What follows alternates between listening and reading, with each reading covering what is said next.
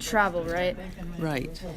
To explore different places, meet different people, especially to visit areas where their culture is different from ours, to learn how other people do things.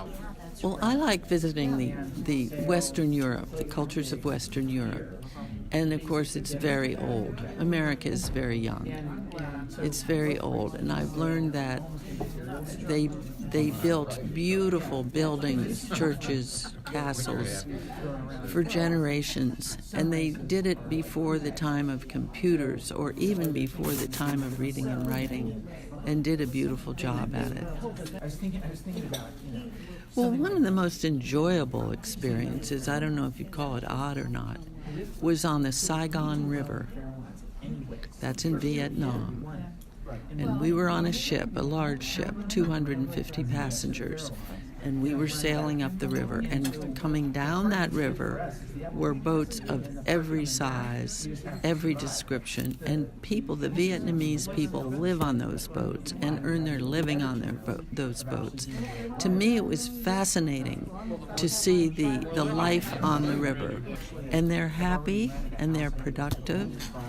And the expression that I like is bloom where you're planted. We were visiting Washington, D.C., and we were visiting the White House with a group. We went into a very, kind of a small room for about 14 or 16 people. We were seated, and Jimmy Carter, who was president then, came in and spoke to the group. Wow. It was really interesting. He looked terrible. It was during the time when there had been American hostages taken in Iran, and they had been in prison for about 2 years.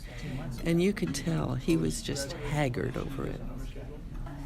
That's a good question, too. I think it just broadens your perspective when you find out that my way isn't the only way of doing things.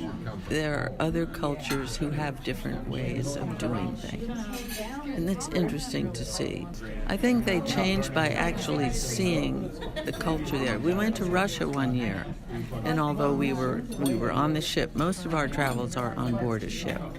We were on the ship in the harbor, and we could go ashore only with a guide. We couldn't go alone. Too dangerous. But again, it was a beautiful country along beautiful buildings and museums. So you began to think, okay, well, Russia has something beautiful to look at and experience.